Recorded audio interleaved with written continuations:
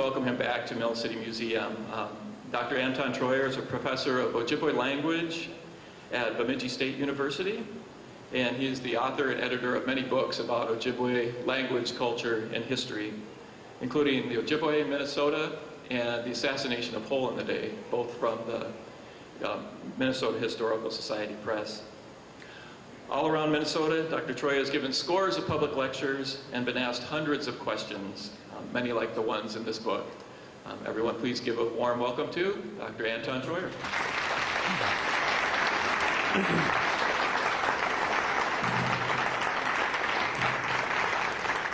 Ahau miigwech.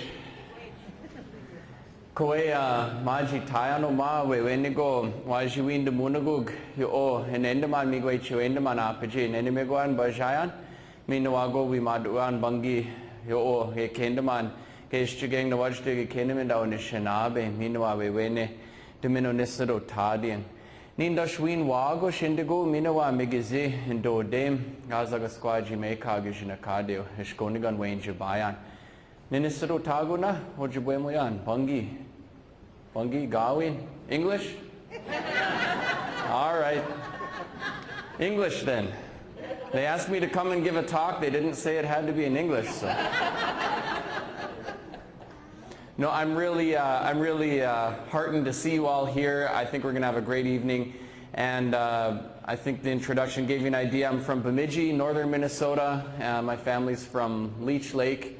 And for a long time I've been working on Ojibwe language and history, and there's so much more to the native story than most of us get a chance to explore. I think most of us get a sugar-coated version of Christopher Columbus and the first Thanksgiving, and other than that, very few opportunities to understand more deeply, get meaningful answers to real questions. And honestly, this is the case for non-native people in the United States, but it's the case for native people too.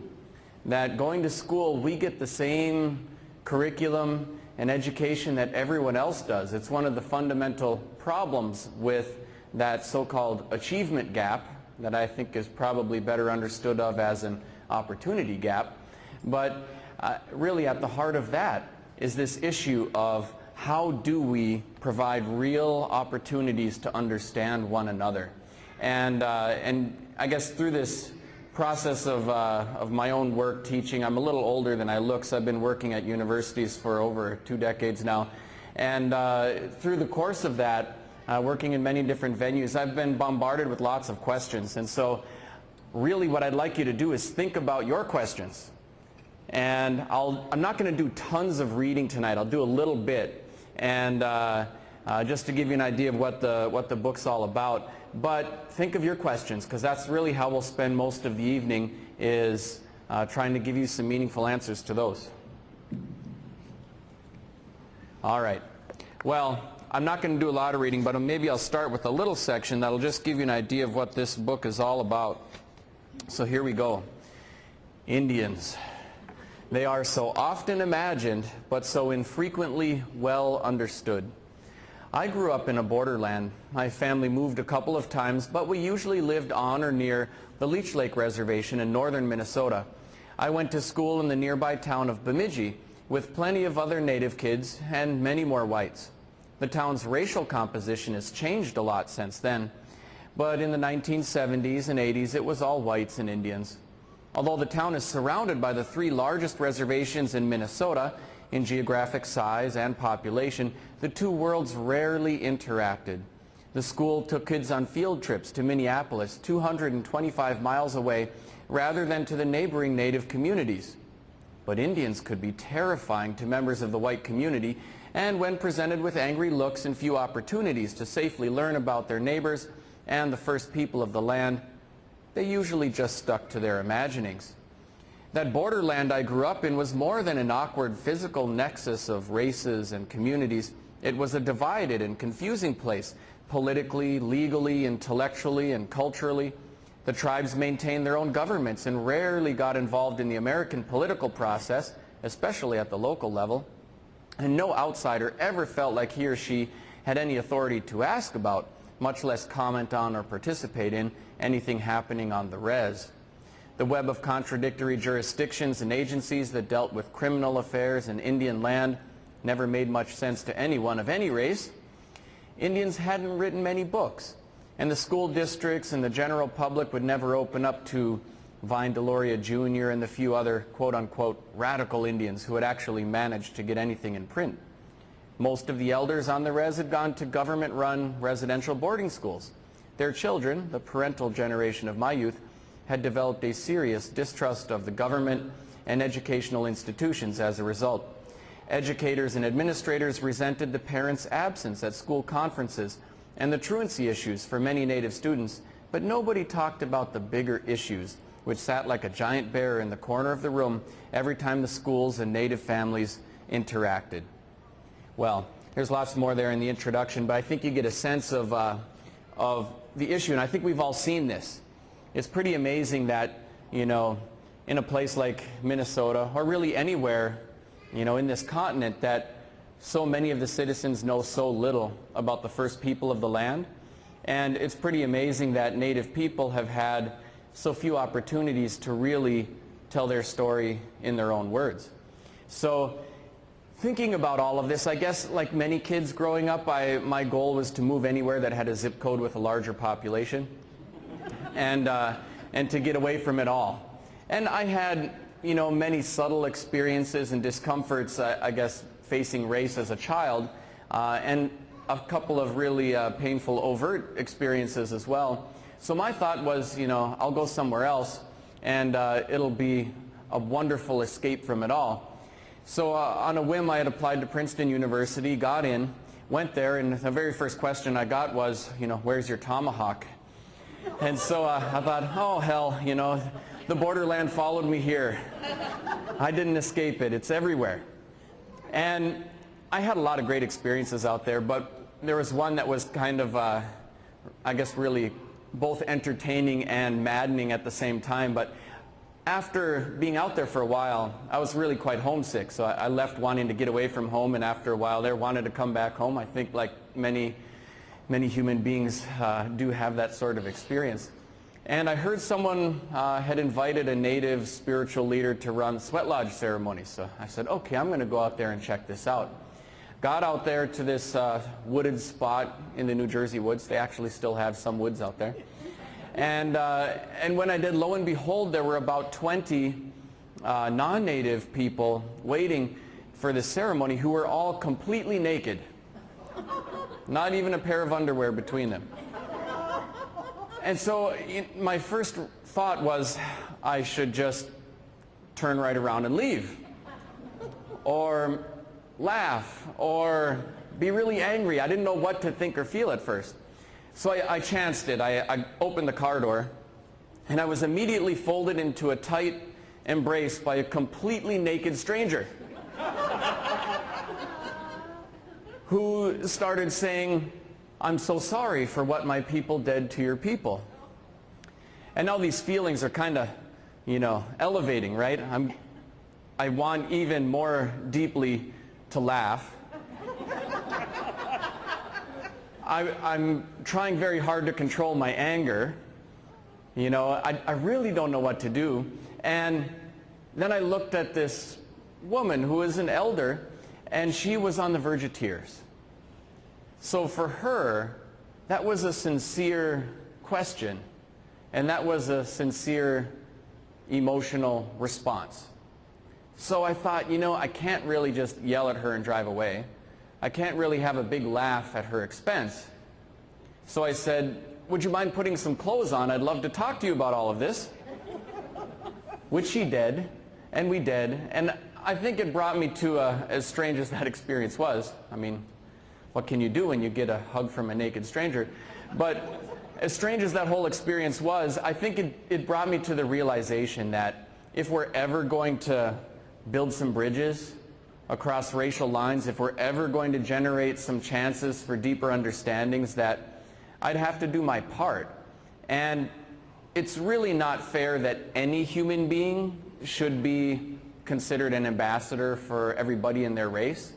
And a lot of times that happens, especially with an underrepresented group like Native Americans. So I'll often be asked, what's the Native American view on this? You know, and there's no such thing as the Native view.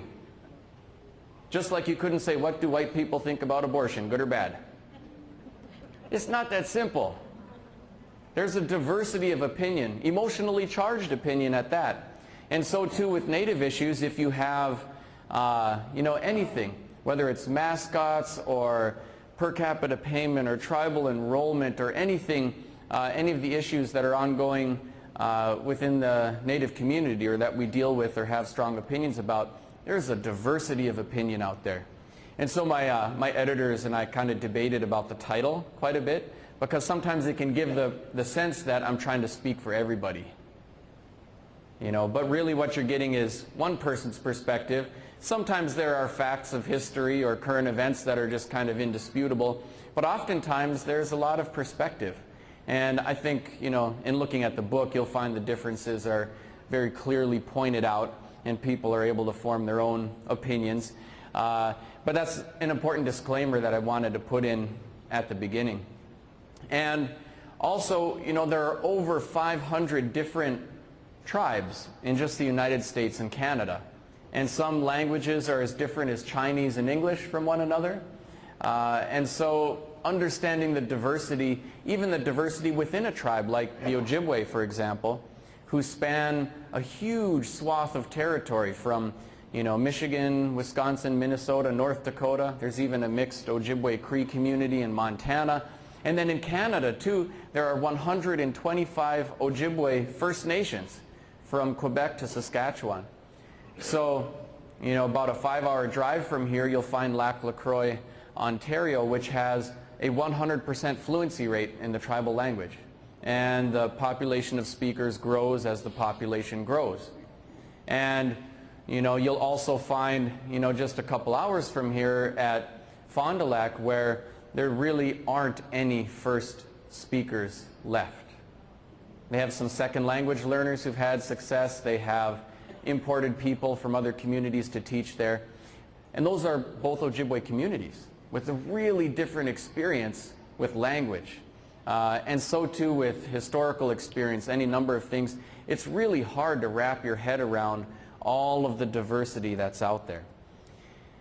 But I also found, and oftentimes I wear many different hats, so I do a lot of work with language and culture, but a lot of work with history and a lot of work with schools too, including K-12 schools. So I'll do teacher trainings and things like that. And holy man, that's a really scary game, what's going on in education right now. You familiar with No Child Left Behind, the federal policy, and some of the problems with it? I'm not going to go off on that too much because I'll assume that, you know, you can find that reading newspapers and whatnot. But, you know, there are a couple of major issues with No Child Left Behind that have a specific impact in Indian country. And among them, well, the policy in general has a couple problems. One, that it uses a punitive model if a school's not doing well rather than a rehabilitative one. So it's kind of like a prison mentality for the approach to education. And it doesn't measure progress, so you can bring a kid from a first grade reading level to an 11th grade reading level, but if the kid's in the 12th grade, that teacher just failed. And I get called in a lot of times because at schools that have a disproportionately large Native population, there's what's called a turnaround plan in place. They're trying to figure out how to bridge the achievement gap. And there are so many misunderstandings. So, and everyone's scared for their jobs because, among other things, No Child Left Behind starts giving very severe consequences. First, financial ones, then you have to fire your administrators, and then you have to start firing your teachers, and eventually 75% of them, and if that doesn't work, you close the school. So they're very strong accountability consequences. And oftentimes they'll get called in, and there will be, you know, oftentimes 100% Native students, or maybe like we did one at the Cass Lake schools, about 90% of their students are Native.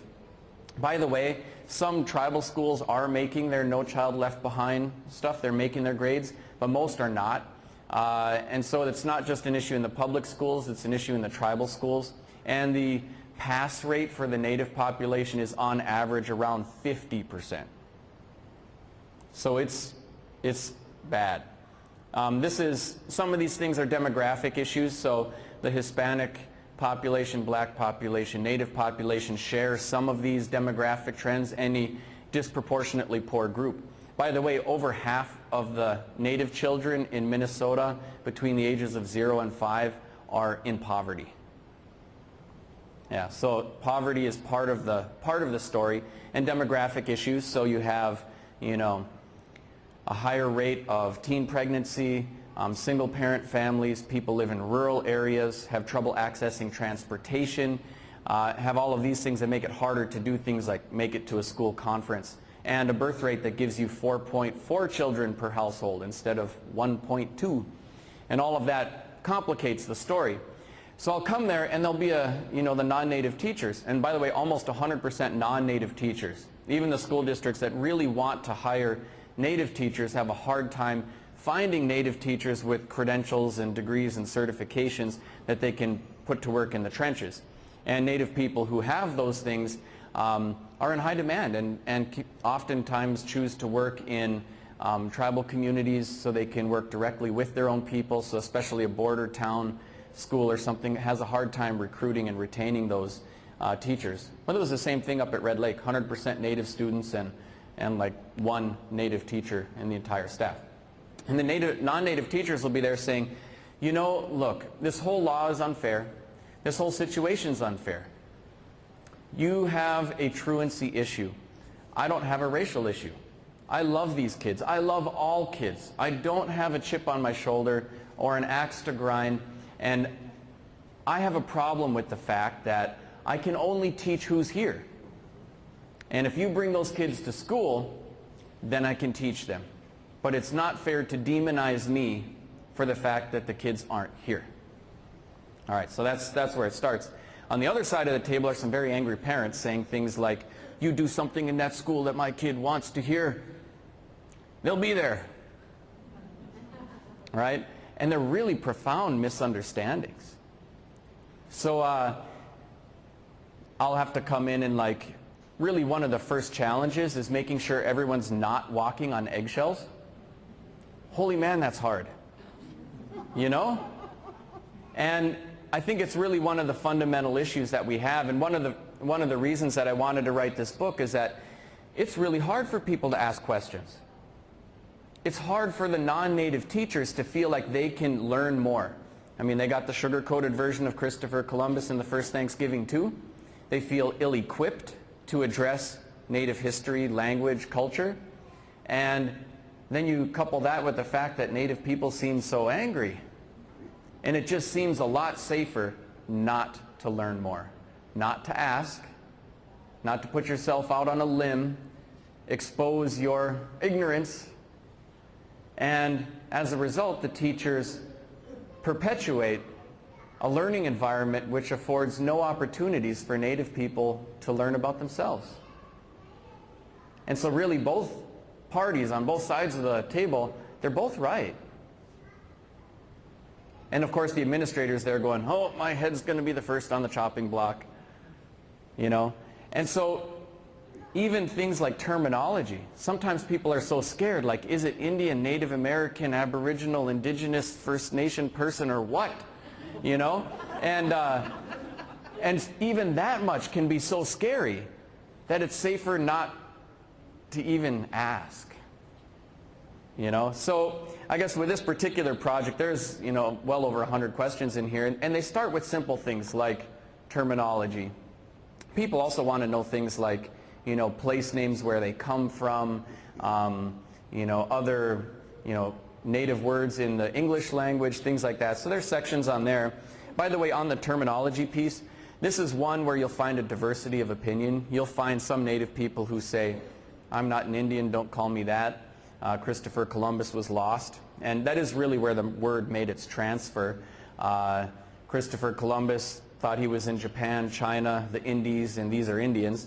That's where the word came from. It wasn't made to denigrate anybody, although I suppose we could take issue with the fact that there was othering going on, right? He showed up and he didn't say, there are human beings here, right? It was others. And very quickly a colonial experience ensued, which was really pretty horrific. So, you know, Indian's a misnomer, and some people don't like it. Other terms tend to have some issues with ambiguity, right? Like if it's a Minneapolis native, is that a native person from Minneapolis or just somebody who's lived here their whole life? Same thing with indigenous, that's often preferred, but there are people indigenous to just about every part of planet Earth except for Antarctica. And so for me, you know, I think as long as we have respect in our hearts and an open mind, that it's most important not to be walking around on eggshells, and you'll hear me use them all fairly interchangeably, aware of their shortcomings. So anyways, I'll often start, you know, with a little bit of Indian Studies 101 as well, and man, there is so much to that story. Why do reservations, you know, why do Native people have tribal governments? What's different between a Native community and a cultural enclave like the Amish? And things like that. And so there's so many questions to really understand how we got where we are. Why do and why should Native people have different hunting and fishing rights? Or casinos? Doesn't seem fair to me. You know? And so really giving people some tools to understand where all that came from, and then think about, you know, how we should handle it going forward, I think really, really critically important. By the way, with that teaching piece, dealing with, you know, maybe a training session for teachers, there's so much to talk about, and it takes a little while to get people calmed down enough so you can actually listen to each other. It's a really important starting place, but there's, you know, there's so many things that people need to be made aware of with historical experience, historical trauma. Even, I mean, most people are at least vaguely aware that there was a residential boarding school experience that Native people had that was negative, that people were sometimes physically punished for speaking tribal languages, things like that. I think most people know of that, but don't fully comprehend the degree to which that impacts Native thinking today. And it does, very deeply. By the way, I mean, we could spend our whole time just talking about residential boarding schools. So we're going to go on a broad array of subjects, and maybe not quite as deeply, but ask questions when I open it up here, and I'll be happy to go deeper with anything of interest to you. But, you know, the schools kept cemeteries for the kids. And schools like Carlisle and Haskell, you know, in some years buried hundreds of children in 1 year. Incredible. And I don't know how many of you could imagine sending your children to school and not even getting the bodies back for burial. But that was the Native experience with education. And some things really mark that experience as different from, you know, the experience of black people with education in this country, for example. I think for black Americans, education was an opportunity, always seen as an opportunity, that was unfairly denied. Right? We're not going to let black people learn how to read and write, or they'll be writing their freedom papers from the slavery era. Right? For Native people, education was a tool used to assimilate.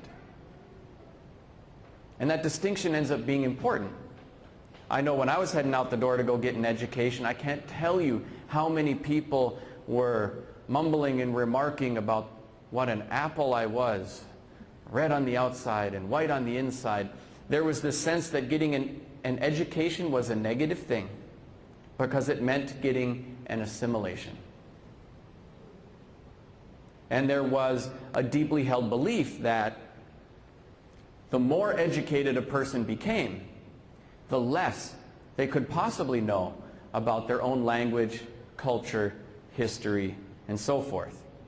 And that perception is just starting to change, and it's only starting to change.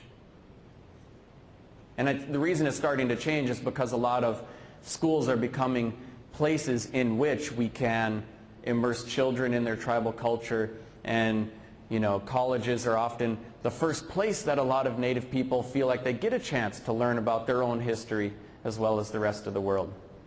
And so, you know, it's starting to change, but it's only starting. And there are Native leaders who have very highly valued education. Irma Visner, who's the tribal chair at White Earth, actually has a terminal degree. That's Dr. Irma Visner. But I got to tell you, she has to explain it away a lot, dealing with her people, because it's an automatic marker of distrust for a lot of her constituents. So that's a very different dynamic than you have in mainstream culture or even with other minority groups. And a lot of times the teacher's sitting there, you know, at the turnaround plan meeting saying, I don't understand why people don't come to the parent-teacher conferences. Don't they care about the kids? But I think for a lot of the Native parents, aside from all those demographic issues and transportation issues and large families and things like that, a lot of people just don't feel comfortable in educational institutions and environments and have a pretty serious distrust of educators and government officials. And that's part of it too. And then a lot of times I'll say, just take a look at the walls in your school. You got 90% Native kids. I did this one up at Casca. You got 90% Native kids, and there isn't even artwork on the walls that testifies to the existence of our race. And it's not just the residential boarding school experience, but the contemporary educational experience that is really troubling. You know, we go to school and we learn all about, you know, George Washington, Abraham Lincoln, Andrew Jackson, Ulysses S. Grant, those guys on various denominations of U.S. currency. With the exception of Hamilton and Franklin, they've all personally killed Native Americans and engineered policies that have been genocidal to Native people. And we symbolically worship the almighty dollar, everything that it builds and creates, and then in the curriculum, these are the people we learn about. So what's the experience of going to school and learning all about the great heroes of the world? Not yours. All about the great cultures of the world? Not yours. Well, slowly but surely and consistently, it engineers a very powerful blow to self-esteem. And that is at the heart of the educational opportunity gap. It's not that the kids are failing their tests, it's that the schools are failing the kids. Could you imagine all the white kids in America going to school and learning all about the beauties of, you know, Arab culture, Arabic language, food, our understanding of the zero, innovations in algebraic formulas, navigation, and never anything about themselves? Well, this is America, so that just wouldn't fly, right? But that's exactly the experience of Native people going to school in this country. And that's a huge part of that disconnect. By the way, we can talk a lot about what we're doing wrong, but I'll share briefly the experience of the first Ojibwe language immersion school, which is based in Wisconsin. And they had the same sort of issue. About a 50% failure rate on state-mandated tests for the Native population in the Hayward public schools. The tribal school has once in a while made their AYP, No Child Left Behind stuff, but usually have not. And they created an Ojibwe language immersion school, and their charter said, we will meet all state-mandated curriculum guidelines, same things everyone else has to learn, but we'll do it in the Ojibwe language. So they got started, and of the many surprising things about the school, to me one of the most surprising is the fact that for 13 years in a row now, they have had a 100% pass rate in state-mandated tests in English administered in English. The same tests that every other kid in the state of Wisconsin takes. Wow! And the kids in the oldest age cohort, who've been there the longest, have a 100% pass rate at the exceptional level. Isn't that amazing? It's very counterintuitive. You wouldn't expect that to happen. But it just goes to show that Well, for one thing, with every kid we look for the one thing that'll keep them interested and involved in everything, and for some it might be sports, it might be music, it might be math club or whatever. But for Native kids, that language and culture piece seems to do that. And it also goes to show that learning only about others creates a disconnect from educators and educational institutions. Learning about yourself, as well as the rest of the world, does much the opposite. There are other reasons why that school is doing really well, but I think all of that points some directions for us to think really critically about how we educate. And again, it's not those who design curriculum, implement it, teach it, assess it. It's not their goal to marginalize or out anybody, but it is kind of the effect. And so to me, this is one of the reasons why digging deeper and understanding more gets to be so important. So important. All right. Now, I know I kind of went off on the education piece a little bit. There's lots more to share, but let me see first what you have for questions. And go ahead and yell them out. I'll repeat the questions so others can hear them too. Sure. Is the Ojibwe part of what nation? Is Sioux Nation same group, or is it, because I have a lot of friends with the Lakota, some were in the leadership area, and I never knew where that fit, because I was born in Western Michigan. Right. All right, question is about Ojibwe and what the relationship is of Ojibwe to other tribes and tribal people. All right, so I guess maybe even a terminology piece. You probably run across the words Chippewa and Ojibwe. That's actually the same people. French guys trying to write down Ojibwe, dropped out a couple letters and hardened a couple others. So they started with Ojibwe, Jibwe, Chipwe, Chippewa. And that's how the word made its transfer, and then from French into English. So it's not really, a hurtful word or anything, but when the United States came into existence and then embarked on treaties with the Ojibwe, they were using that term Chippewa, and it was actually incorporated into tribal constitutions in the 1930s. And so right now there's an ongoing effort among the Ojibwe to, reassert the use of Ojibwe over Chippewa, although it's not something that causes, horrible offense or anything like that. The Ojibwe are also a very large group. So again, I mentioned from, Quebec to Saskatchewan and from Michigan out to Montana. And within that, lots of diversity. The Ojibwe are not related by language to the Dakota, Nakota, Lakota. The Ojibwe are one of 29 tribes in the Algonquian language family, which is one of the larger ones.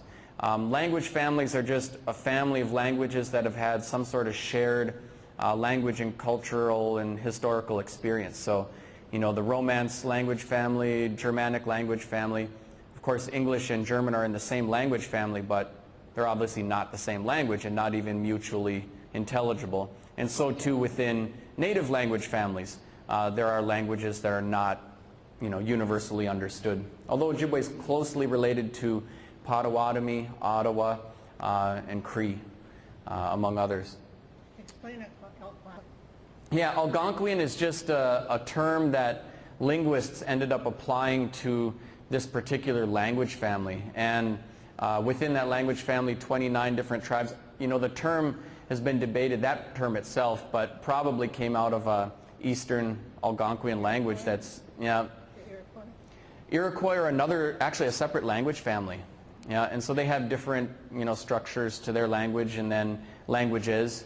And then there's also an Iroquois Confederacy. That's a political group comprised of 5 and then later 6 of the tribes within that. So it gets complicated mapping out all the languages and things like that. But one of the nice things available now is that there's a lot of good resource material.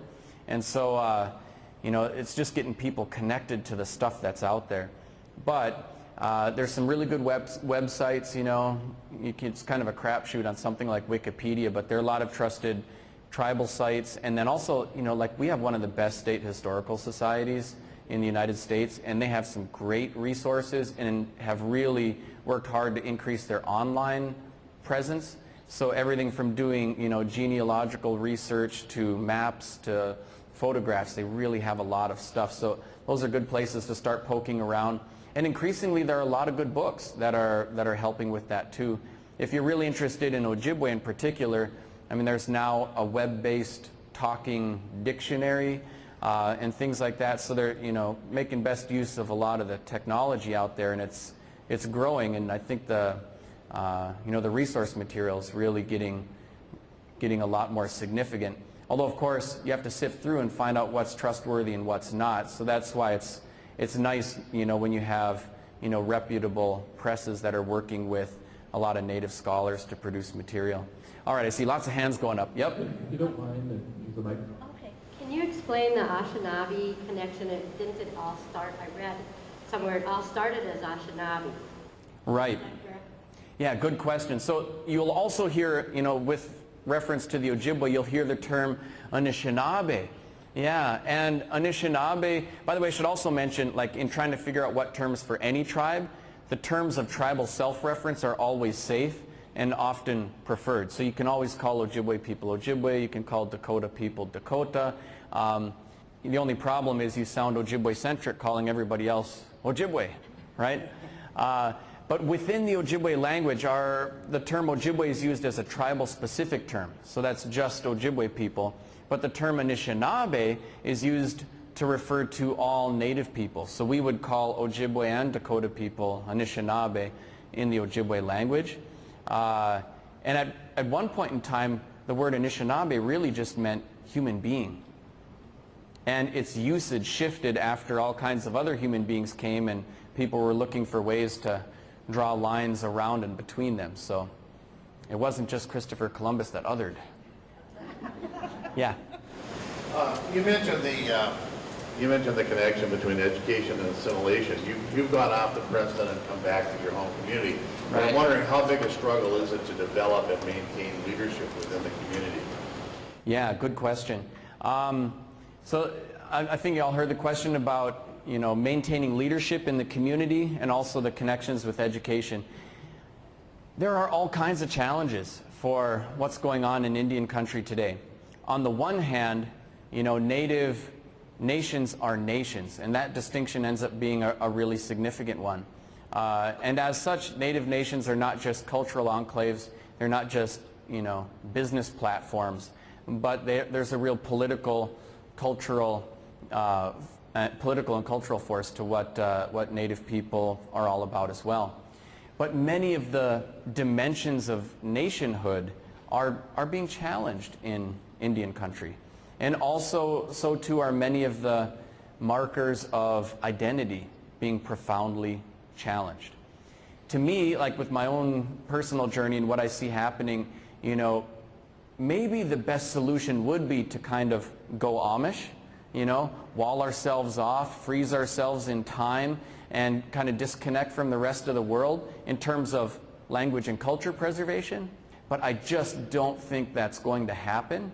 I don't think it's very realistic. I mean, the Amish, frankly, struggle really hard with that too. And Native people tend to have lots of connections to many other Native communities, to the rest of the world. You need to be self-sufficient somehow, you know, which the Amish have done by farming and things like that. But, you know, just even the resources necessary to sustain the tribal population that way, I just don't see it happening.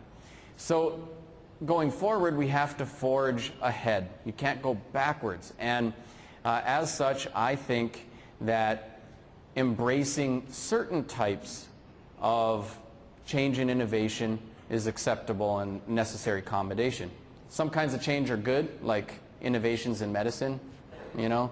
Some kinds of change are bad, like the loss of a tribal language. Some kinds of change we can live with, and we need to think really proactively about what kinds we want and what kinds we need and what kinds we cannot accept. I think embracing education so that we can be effective in managing multi-million-dollar businesses is good. I think embracing education so that we can be effective in dealing with the United States Congress is good. I think embracing education so that we can build our own institutions our own way and take control of the education of Native youth, I think all of that's good. But just saying that we're going to embrace education is not sufficient. I mean, putting a brown face on assimilation doesn't fix the problem. So we need to really change how we're doing education, what we are educating about. And I'm a real believer in, well, not only that one immersion school, but a really broad effort to revitalize tribal languages that's bearing a lot of fruit. And many, many other dimensions of identity are really threatened. So half of the enrolled, tribal citizenry lives off reservation. So only half of the bona fide citizens live on reservations. And there have been a lot of reasons for that. So some of it is government policies like relocation. They didn't mince words. They wanted to relocate people from reservations to urban areas. And that's where the Twin Cities' big urban native population came from. But economic opportunity is a major, major issue. And you'll find people who think Indians are all rich from casinos or that they're all living in squalor on reservations, and neither thing is true. It's complicated. But poverty is a real part of the experience. Way back BC, that's before casino, the unemployment rate was around 50% in Minnesota in tribal communities, 50. And then after casino, the unemployment rate dropped to unemployment rates in the 20s, 20% plus. That's still 20% plus prior to the most recent recession. I mean, when we had a sustained unemployment rate in the United States of over 15%, it was called the Great Depression. And we got Social Security, Medicare, Medicaid, Tennessee Valley Authority, Civilian Conservation Corps, a major intervention. For Native people, the Great Depression started in the 1800s, and it has never ended. And we're still waiting for our intervention. So you'll see the headlines about, a couple of the smaller Dakota communities that have, 200 tribal members and a large casino next to the Twin Cities metro. And, they've successfully eliminated poverty for those 200 people. And there's 2 million Native people, and they don't all share that same experience. And so there's a lot to the poverty piece that helps explain people moving around looking for jobs. There's intermarriage. There's the complications of life that all Americans have with extended family networks and jobs and other things. But connection to place is still something that's really an important part of the Native experience. I don't know how many of you have traveled around, but there's a community called Panema on the Red Lake Reservation. And you're in a different place when you go there. Among other things, people bury their dead in the front yard.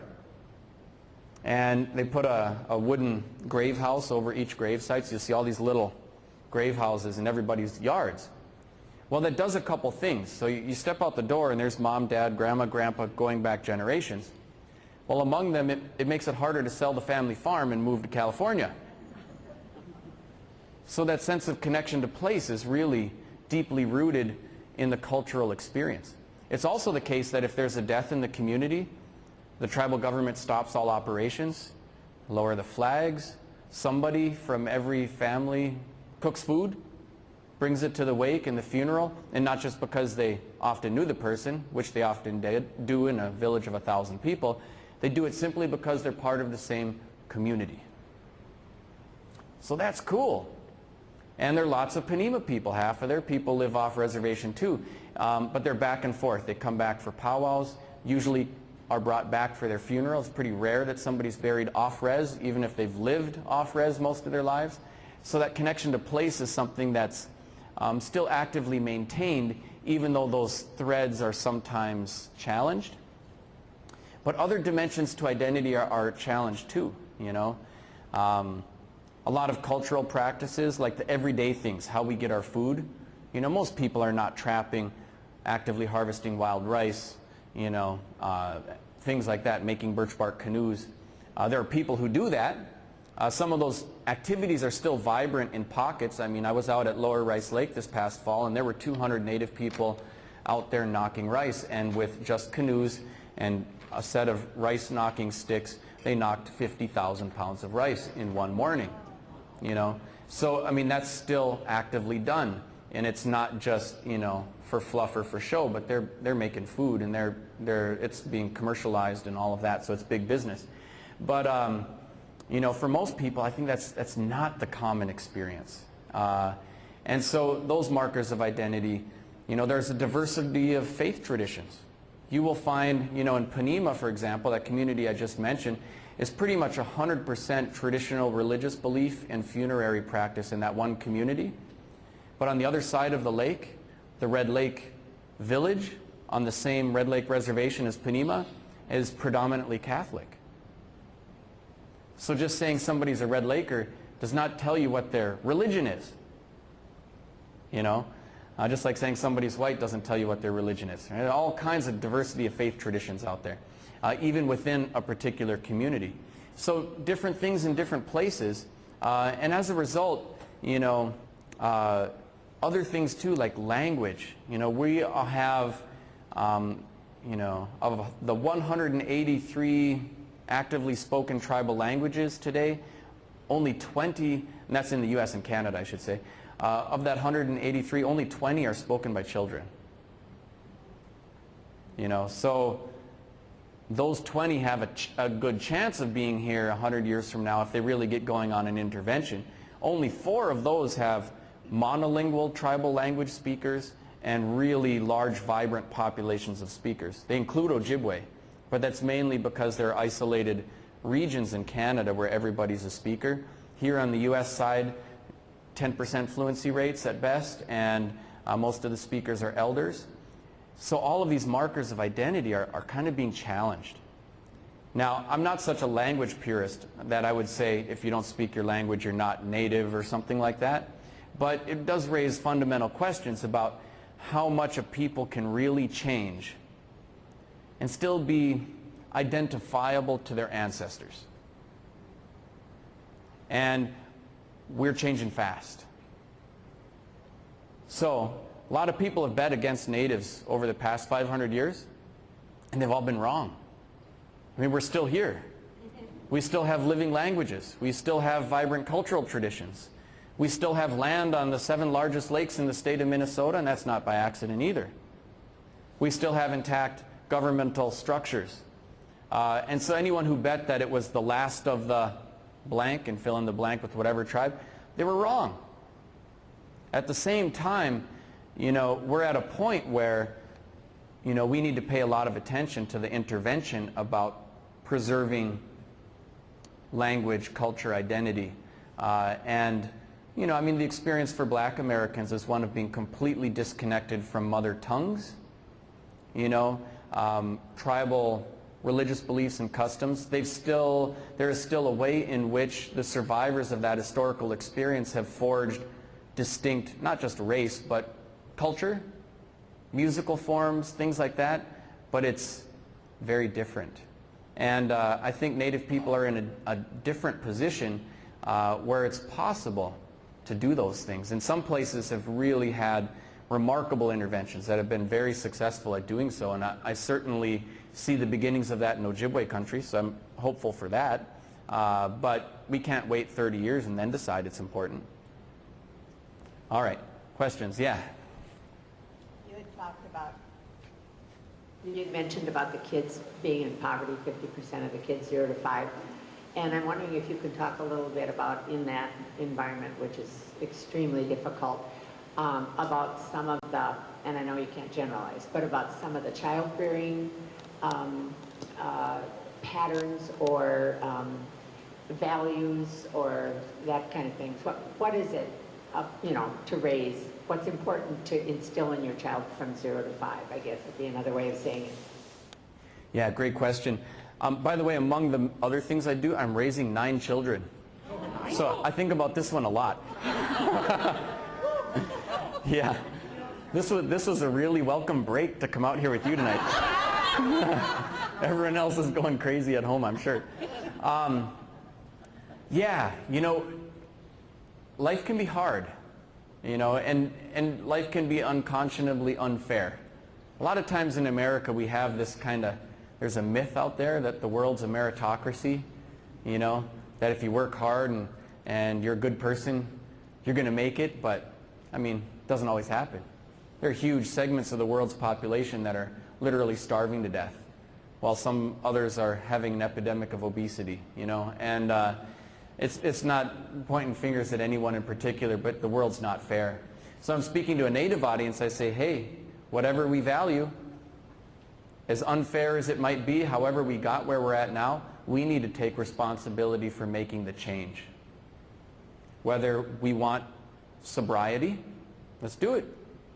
You know, if we want our land back, quit waiting for somebody to hand it to us. Doesn't mean you quit advocating for change, but we have to make those changes. Same thing with, you know, child rearing customs and things like that. Again, there's a diversity of cultural beliefs and practices, but I'll just share a little bit of some of the things we do in my family. And again, we could spend our whole time just talking about this, but I'll give you a couple ideas. Well, one of the things we do, we try to practice actively traditional life ways. We're also trying to live like green and off the grid as much as we can too. So we do a lot of gardening. We pick rice, we snare rabbits, we make maple syrup and sugar and things like that, which is lots of fun with the kids. And then I try to put them in the position of running the show as much as possible. So they tell the story when we're opening up the sugar bush and do a lot of the work. And that's not just because I have a large family and they make good slave labor. But one of the things we'll do, just for example, is, well, let's say somebody kills their first deer. Now, in former times, it used to be the custom that they'd cook the entire deer and send tobacco throughout the village, and people would come and they'd actually eat the whole deer in one sitting. It's a little bit harder to do that now because people are a little more spread out. And life's fast and busy. So what we do in my family, we will cook up some significant portion of it. We will invite, family members, namesakes. I can talk about naming traditions too, because that's another important one. People over. And then at the feast, we just did one of these for one of my sons, Beja Gobenes. And so instead of just like eating, it's a teaching opportunity. So they'll take the first bite of food and they'll offer it to the young hunter, but he has to refuse the first bite. And he has to say, no, I'm thinking about children who have no one to provide for them. Say, okay, so they put the food back and take a new spoon and say, Beja Gobenes. He has to refuse the second bite and say, no, I'm thinking about my elders who can't get out into the woods to hunt for themselves. Okay, put it back, take another bite. Beja Gobenes. He has to refuse the third time. No, I'm thinking about my family, my community, the people who came here today to support me. Okay, put it back, take another spoon. Beja Gobenes. And then he can eat.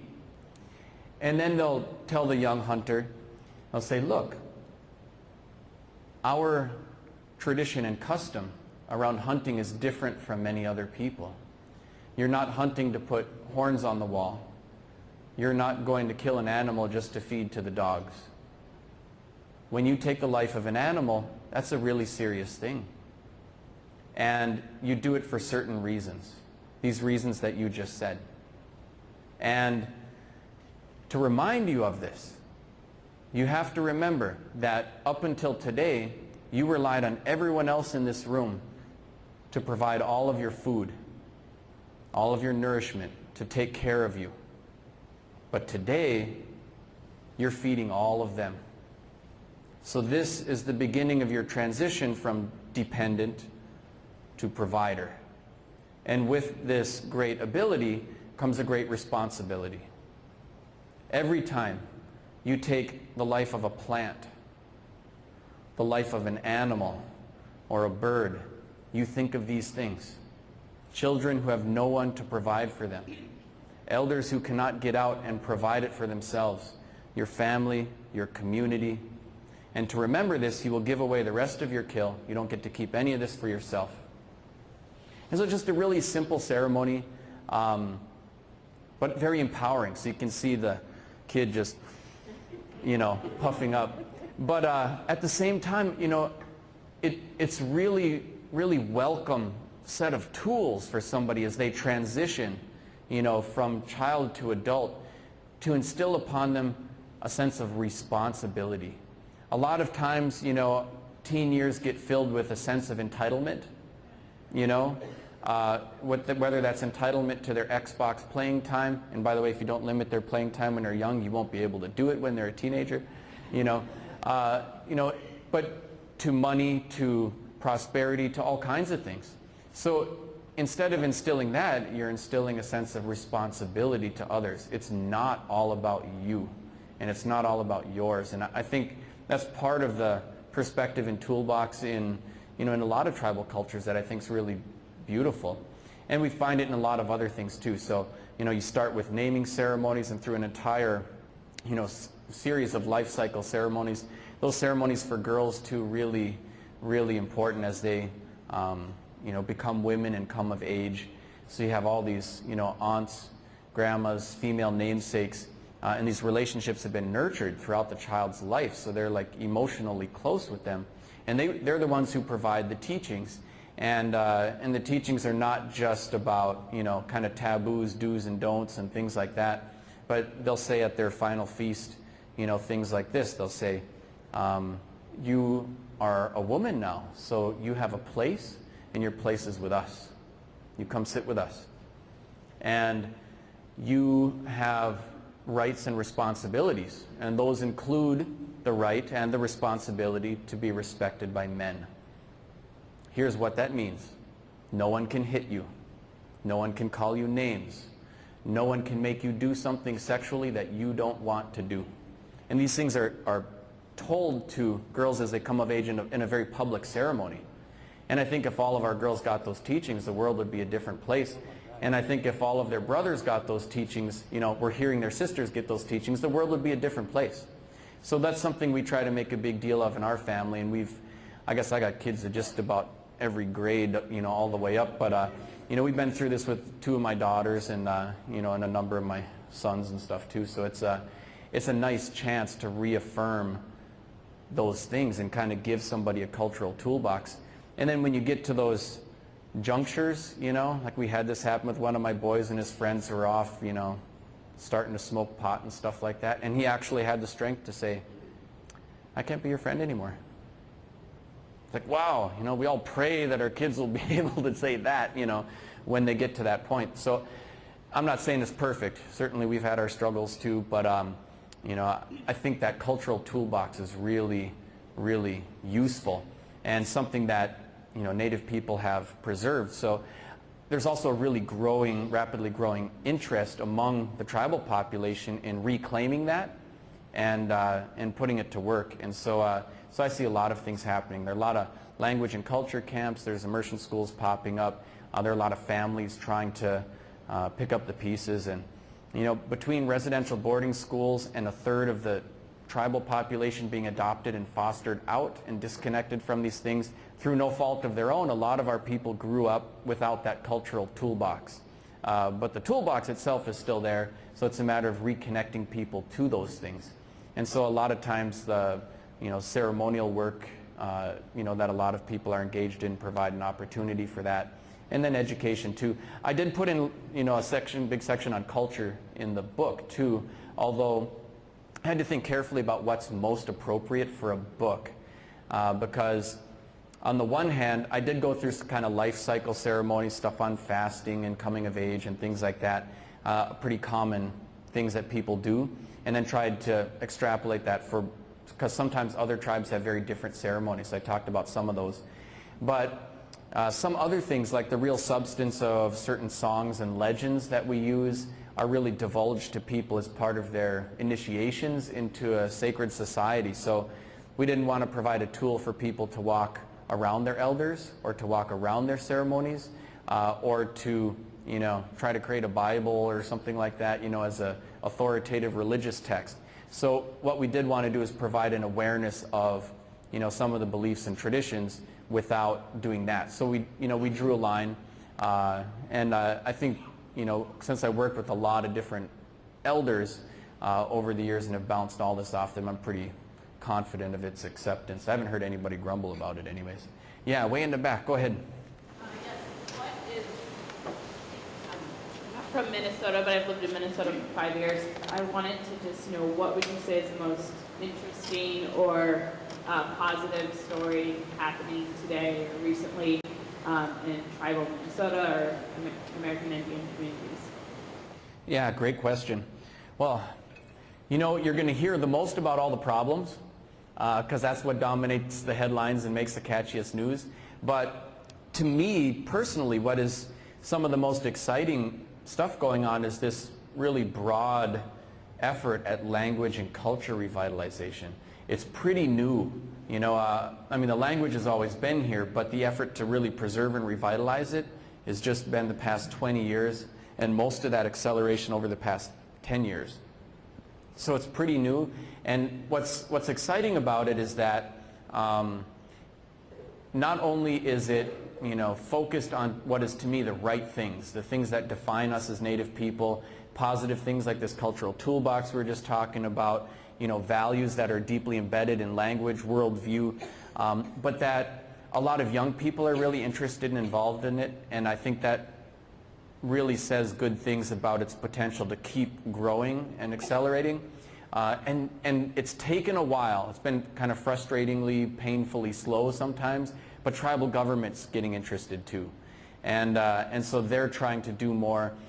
Almost every tribe in Minnesota right now is in some stage of major constitutional reform. And as part of that, I mean, it's political, so it takes a while. But as part of that, they're trying to reinvigorate the cultural threads in the way they do their tribal government. And they're trying to use tribal resources to focus on the tribal dimension of what they do. Not just running business plans, not just, you know, managing resources, but, you know, trying to focus on some of that language and culture work. You'll hear lots of people grumble both sides of that, but I think all of that just says that there's change in the air, and that I really see a lot of it as positive. So to me, that's probably the most exciting and broad-based story, and it's getting traction and it's getting press too. There are a lot of other exciting things going on, and we'll get into some more of those here tonight. Yeah. Forgive me for this, but like the Minnewacan people make really a lot of money per capita. There are 400 and some people, even though people do South Dakota. It's a little more basic than that. Right. Is there anything in the tribal mentality that they say in our nation, this nation, we can help spread that money out a little bit instead of so incredibly not big on one day, but so incredibly big on the other? Right. Yeah, the question for those who couldn't hear it was about, some tribes, like the Mdewakanton Dakota that have tremendous financial resources, and then some other ones, well, like Pine Ridge, which has an 85% unemployment rate, and it's just abysmal, the poverty that's existent there. And so the question is, what about leveling the playing field? What's in the tribal perspective about that? Again, it's complicated. It also gets a little bit political, but you certainly can see examples of Native people trying to be generous with one another. In the state of Wisconsin, there's actually a revenue sharing plan between the tribes, and like Red Cliff, which is one of the poorest in Wisconsin, receives substantial financial support from the other Wisconsin tribes for the construction of not just their new casino, which is probably the biggest thing you'll see up there, but also other programs. So there are examples of that. The Mdewakanton Dakota, for their part, have both an active grant program. I mean, they've been giving, I think, an average of around $40 million a year, and also an active loan program that's specifically a tribal loan program. Within their own nation? With others. So, they gave $1 million for Red Lakes Boys and Girls Club. They provided a loan for White Earth's new tribal government complex. They also bankrolled Leech Lake's casino expansion. So they've been trying to do some of that. But let's make no bones about it, it has not leveled that playing field totally. It's not like a total wealth redistribution network. I don't think that it's necessarily fair to expect that. The U.S. government has not done the same thing either. And so, it raises, both philosophical questions about what should the role of government be with money, and also the best ways to, build those things. Per capita payments, I'll be happy to give you my personal opinion on that. You will find, by the way, a broad array of opinions and emotionally charged ones on that. The supporters of per capita payments will say, we have suffered for a long time. And this casino operation is not the government's operation, it's the people's. And to the people should go the money from that. So that's, that's really the basis of what they'll say. That it's part of rectifying historical injustices, and it is also, the people who own the casino operation.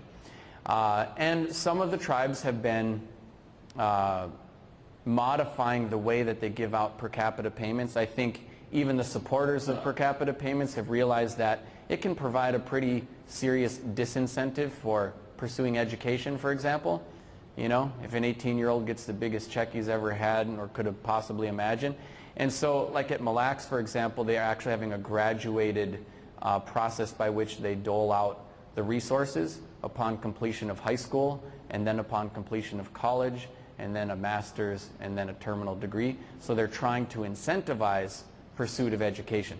And so that's I know the Meskwaki in Iowa have done the same thing. They actually did it a while ago. So some of the tribes are trying to provide an answer on that, the ones that are doing it. To me, I still think it's really a mistake. That's my personal perspective. Not everyone will agree with me. I think that both providing lump sum payments provides a disincentive, not just for education, but even for the pursuit of traditional lifeways.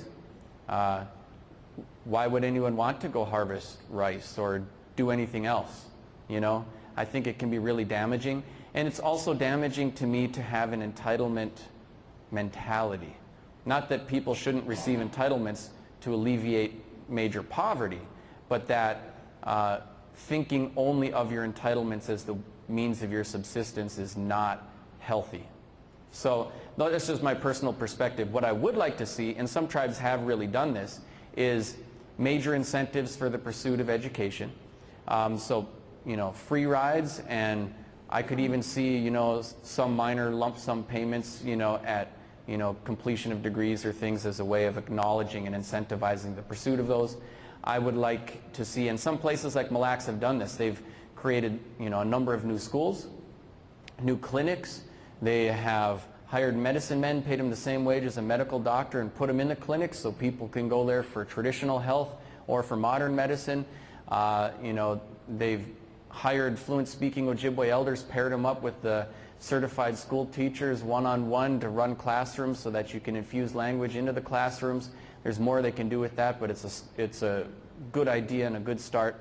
They have an all-band member retirement fund. Absolutely, when someone gets to that age, then it seems to make sense to me that people should be well taken care of. Housing programs, yes, that makes sense. All-band member health insurance, that makes sense. And then providing, basic infrastructure, and then everything else. And by the way, Mille Lacs has saved half their money.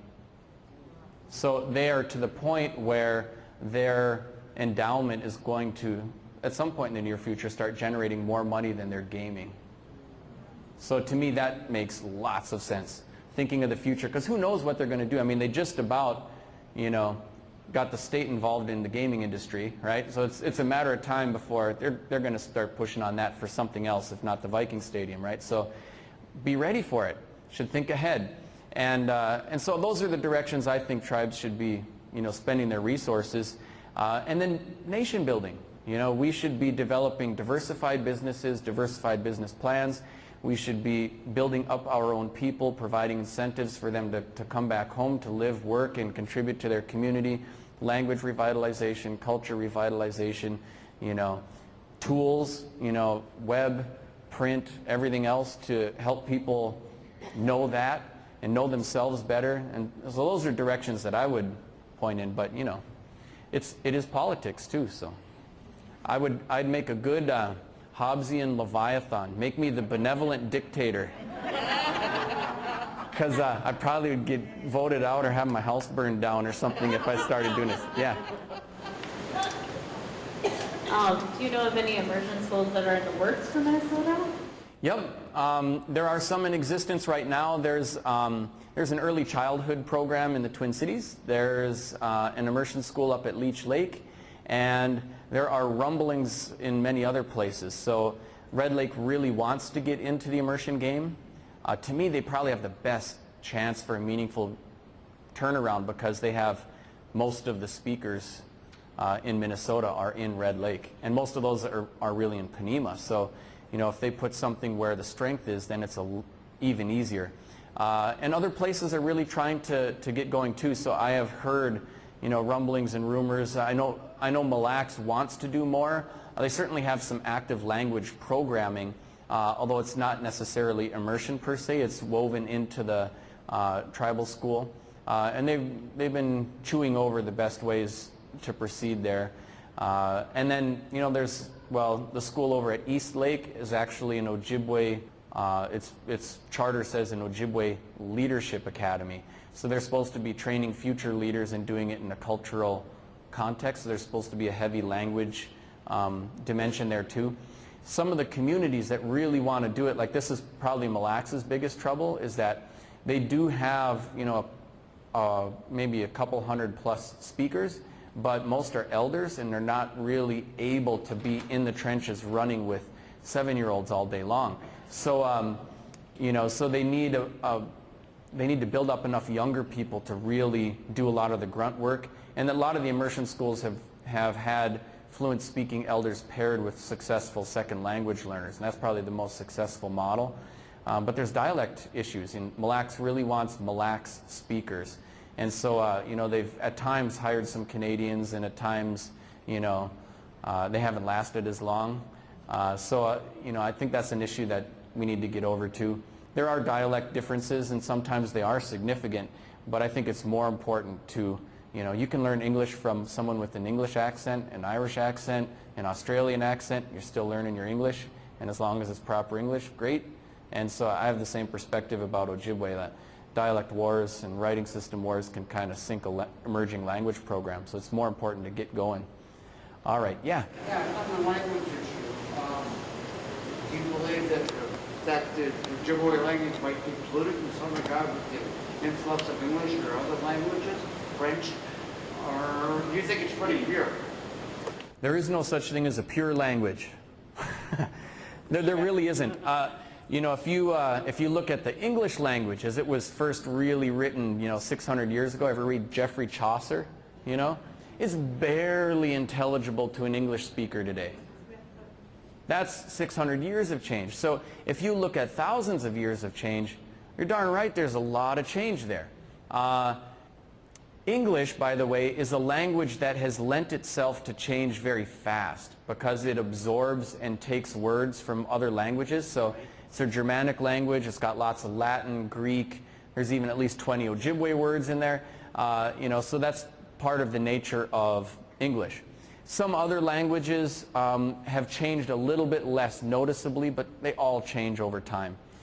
Even English, as it's spoken now, compared to 20 years ago, is different, right? If you say the words firewall, World Wide Web, you know, things like that to somebody from, you know, 20, 25 years ago, they'd be like, what the heck are they talking about? You know? And so languages have to change with the times to some degrees. Ojibwe has had, the Ojibwe, by the way, have had a long interaction with the French. And so about a third of Ojibwe people have French surnames today. And they include a lot of the tribal leaders, you know, La Rose, Jourdain, you know, and so forth. So in any event, you know, that's part of the experience. There's been some French language influence in Ojibwe. It hasn't really changed the grammatical functions of the language, but there are a few cognates. You know, so like the French word for hanky, mouchoir, and in Ojibwe, mouchouins. So you can hear the, you know, the connections. And so there are others too. But one of the things that's kind of, you'll hear people say in speaking about Ojibwe language, and this is also different for Ojibwe from many other languages, is that the roots of words are known to everyday speakers of Ojibwe. So people will say, when you're telling a story, it's more like you're painting a picture. And they'll also say, it's just funnier in Ojibwe. And it is. So for example, you know, Ojibwe people must have thought pants were pretty funny because they call them gibudie guazinug. It's that which sews up the hind end. And if you think about it, I mean, it's cold here, right? And if you're wearing a, you know, a skirt or a breechcloth and leggings and you got to go, then root, root, and you're done, right? But if you got pants on, you got to take down the whole works and freeze for a few minutes. So they saw pants and they thought, "Kibudie guazinug nashke," you know. And so today, like, I'm wearing pants, a lot of Ojibwe people do, but the word still gets you a chuckle. And the same is true with many other words in the language, you know, like giwanadizi, the word to be crazy. It literally paints a picture of like someone, like a dog, you know, chasing his tail, just kind of going in circles. So if somebody says giwanadizi, you kind of get that image, and it always makes people laugh. But it also means that it's easy to make new words.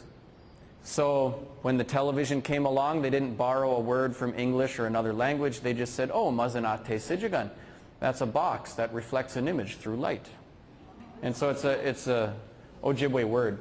And the same with a lot of the new technologies and things like that. It's been easier to make words than borrow them. And then the other thing is cultural concepts. So, you know, words really speak to a deeper worldview. So in Ojibwe, for example, the word for an elder, gichiaya'a, literally means great being. And the word for an elderly woman, mindemuye, means one who holds things together. And that describes the role of the family matriarch. So in English, you got old woman, elderly woman, aged woman, and no wonder that everybody wants to dye their hair and get a facelift and a Botox injection and won't admit how old they really are, right? In Ojibwe, it's much the opposite. So you don't have to say things like respect your elders. It's built right in with every word you could possibly use to refer to them. So that's how language encapsulates worldview. Yeah? I'm curious about the students that enroll in your classes. Who are they and why are they in classes? Yeah, who's taking classes at Bemidji State? Well, you guys come to Bemidji State and we will not BSU. No, I have lots of students and lots of Native students. We've actually had pretty good success at not just recruiting but retaining Native students up there. So we're small. We're about 5,000 students on campus. We've got maybe a few hundred Native students, but a much more visible population on campus. And we just graduated almost 50 this spring, so that was good. But we have lots of non-Native students who take my classes too. A lot of the employers in the Bemidji area are tribal employers. So if you want to be a teacher, you know, if you want to work in, you know, the health field, you run into lots of Native people. And so people want some tools to understand more and be more effective in their jobs. And by the way, we're starting to see, like, you know, the hospital and clinics are trying to, you know, broaden and deepen their cultural understanding and awareness. And so too are the schools and things like that. So we're trying to, you know, trying to get there. There's many battles, you know, on that education front, you know, and on many others too. But Bemidji's in a somewhat unique situation because about a third of the population there is Native and probably half the shopping population is Native. Yeah. This kind of relates to that. I understand that there's a restaurant, this was an article in the paper last year, that has an Ojibwe menu in northern Minnesota, and I was at UMD and the signs are in Ojibwe and English. Are there other public spaces in northern Minnesota that portray the Ojibwe language for the general public? Yeah, that's a great question. It's actually where I was going to kind of leave us with at the end of tonight. So I'm going to table my answer for just a minute. And how am I doing on time? Am I... What's that? 8:25? Okay, so, I mean, you guys probably are going to need to pee and stuff like that, right? Why don't I do... Oh, niwishishig. Yeah, you got to ask an Ojibwe if you need to go to the bathroom. Maybe I'll take like one or two more and then I'll wrap it up so that you guys can go to the bathroom and stuff. All right. Where do you see the future going for enrollment in tribal communities if there's a blood clot population? Where do you see tribes going for future enrollment? Good question. The question's on tribal enrollment. Right now, all of the tribes in Minnesota use proof of a certain percentage of native blood as the criteria for enrollment. So it's very different from most other nations, right? Most have, you know, if you're born there, you become a citizen, or if you move there and take a citizenship test and stay there for a while, then you become a citizen. But for tribes, it's very different. You can be a citizen if you've never lived there, if you can prove at least 25% native blood from that community, and you can not be a citizen even if you've lived there your whole life if you cannot prove that 25% native blood. This is... What did they do before they had blood tests? That's pretty recent. Oh yes, that is very recent. It's a really highly flawed measure. It emerged, well, it started in the 1800s when the U.S. government was compiling lists of who should receive compensation from a treaty sale, you know, land sale or something like that. One of the most fascinating cases is actually White Earth in northwestern Minnesota. There were so many strange convolutions to the law, but they had created reservations, and White Earth was a removal site, and then when they had determined the reservation size, they kept passing laws that would change it, diminish it. There was lots of land speculation because you had the timber boom and some of the largest stands of virgin white pine forest in the world in Minnesota native reservations. You also had the steel boom, and some of the largest deposits of iron ore were also on Indian land. And then you had the agricultural boom, and some of the best grade A agricultural land in Minnesota was also on tribal land. So there's lots of speculation. They created a policy called allotment that took reservation lands, chopped them up into chunks, and gave parcels to each native head of household, and the remaining land they called surplus land was opened up for white settlement, Oklahoma land rush. So they actually went from 155 million acres of tribal land, and they took 55 million, gave it out to Indians, and the other 105 were opened up for white settlement. So even today, you know, Leech Lake owns 4% of its own reservation. White Earth owns 10% of its own reservation. So a lot of times you look at the map and you see this like different colored shaded area, like, wow, that's a big reservation. But they might only own a tiny percentage of the land within that area. And lots of non-native people living on reservations, the only significant exception being Red Lake. I don't want to digress too far because I'm getting to blood quantum and enrollment. What happened is as soon as the allotments were doled out to individual Indians, most of them went right out of native hands. And so people would come in and they would, you know, land became taxable in some cases if it wasn't immediately put into trust and taken on a tax forfeiture. Sometimes there were, you know, sealed bids on timber by which somebody actually lost title to the entire land parcel as well. Sometimes people worked out deals. I actually was visiting with an elder from White Earth. He said, you got to check this out. Pulled it on the shoebox, showed me a grocery receipt for $24 from the grocer at Roy Lake. And I said, well, what's that? He goes, that's my family's allotment. And what had happened is his father had charged $24 in groceries. The grocer went to the allotment officer and said, this guy's never going to pay me. Give me his allotment. So that guy got 160 acres, and the Oganosh family got their $24 grocery receipt paid in full. So there were a lot of cases like that. And because a lot of this was land fraud, the speculation was so fervent, there were a lot of adjustments to the allotment laws. And so one of them, the Burke Act, actually said that if a native person is a mixed blood, he's therefore part white, which means he's therefore part competent to handle his own affairs. So a mixed blood is allowed to legally sell his land. All right, that's what the law said. It's kind of a crazy law for a lot of reasons.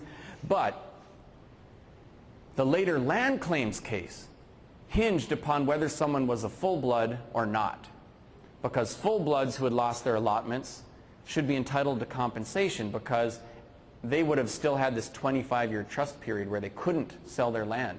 Mixed bloods could have sold it. So there are over 5,000 Indians at White Earth who said, I'm a full blood, I got defrauded. And they brought in these guys, one from the University of Minnesota, one from the Smithsonian, to determine scientifically who is a mixed blood and who is a full blood. And you can just imagine how that went.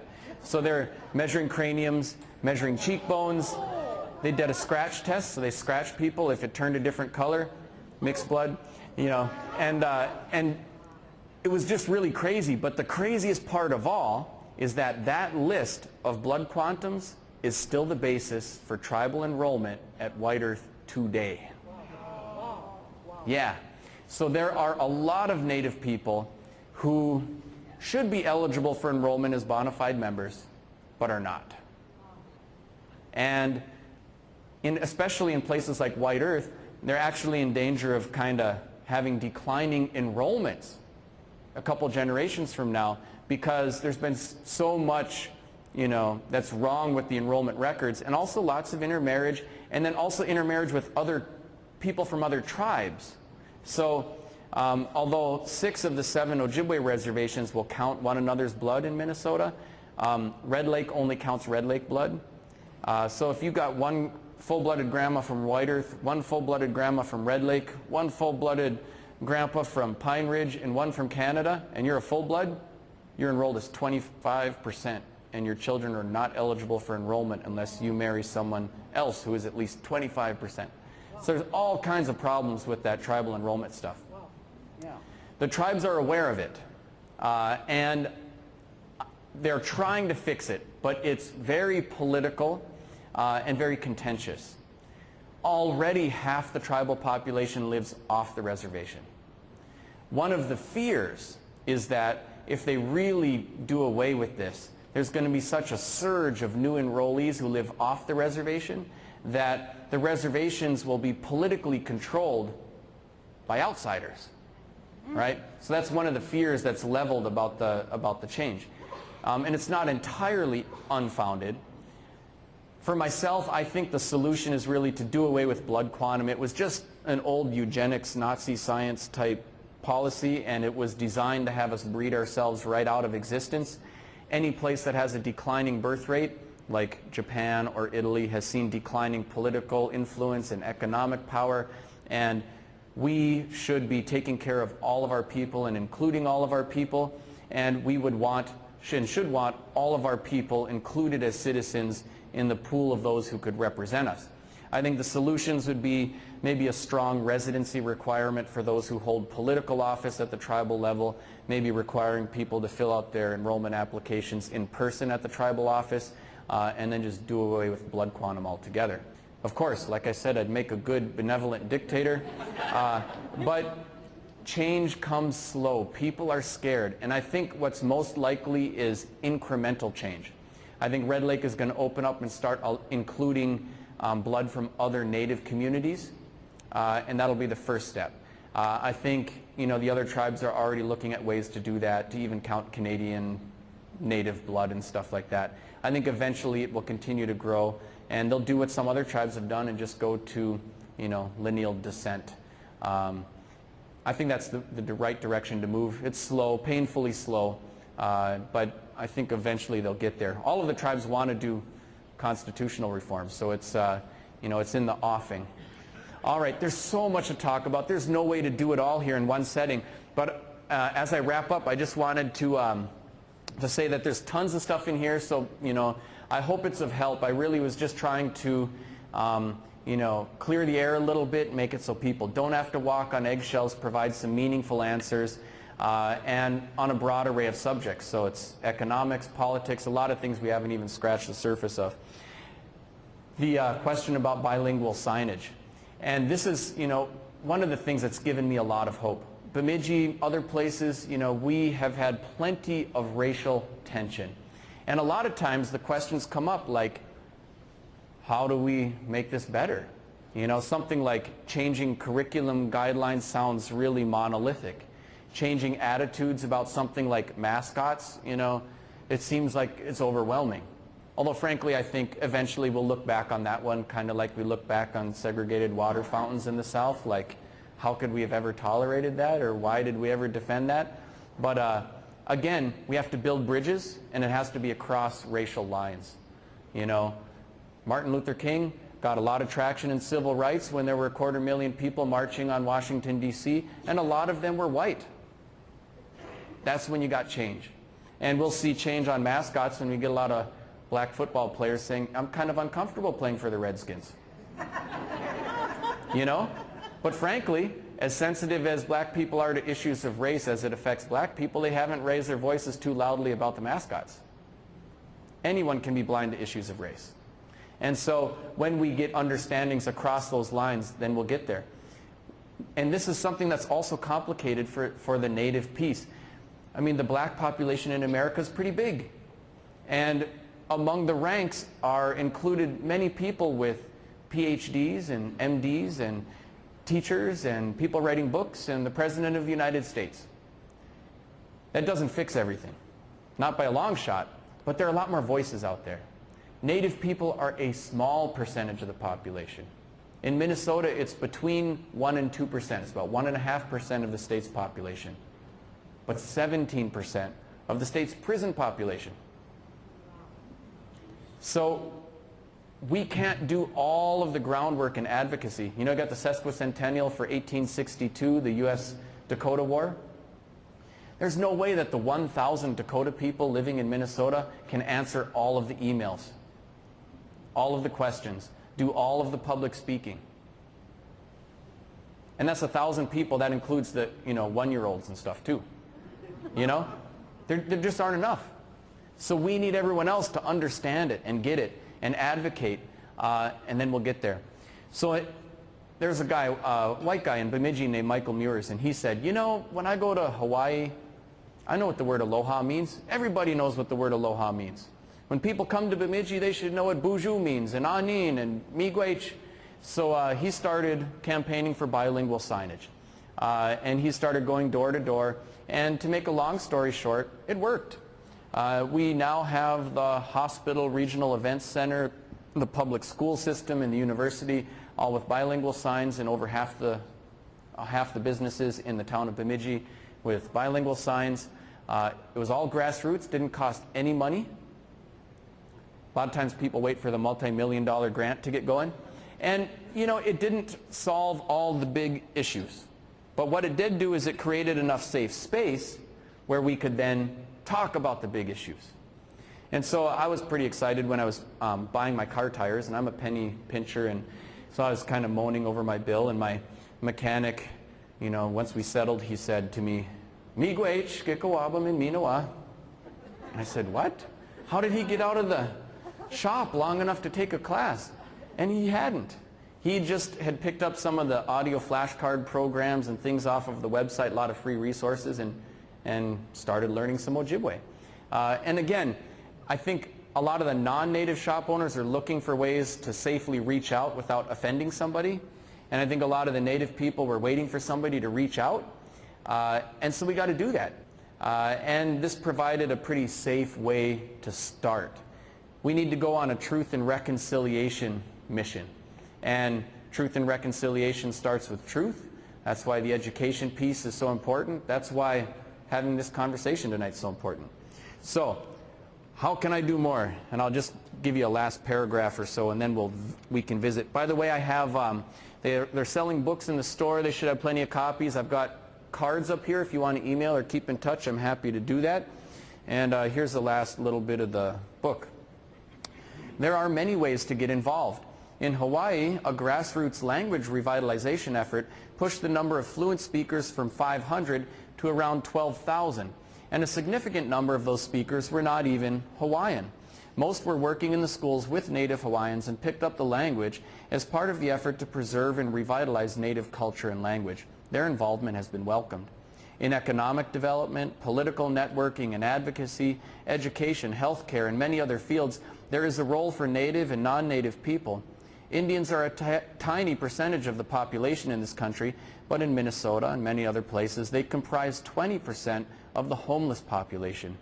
We need help with everything from education to grant writing to advocacy. If you're not part of the solution, you might be part of the problem. Teachers too afraid to teach about Indians are likely perpetuating stereotypes of Indians or erroneous versions of the Christopher Columbus story, alienating Indians without even realizing they are doing it. It can be very frustrating for non-native people to know how best to reach out to Indians or help address the problems in Indian country. Most human beings are terrified of offending others or being accused of racism. Sometimes it seems safer and easier not to teach about Indians, not to learn more and more deeply about Indians, and not to advocate for change. But Edmund Burke had it right. All that is necessary for evil to triumph is for good men to do nothing. So don't imagine Indians, understand them. Keep asking questions, reading, listening, and advocating for change. Don't tolerate stereotypes, and don't be afraid to ask everything you wanted to know about Indians. And if you're Native, give a meaningful response to those questions rather than an angry rebuke. It really does make a difference. In the words of my white mechanic, Alan Mershman, miigwech gikawabamin minawa.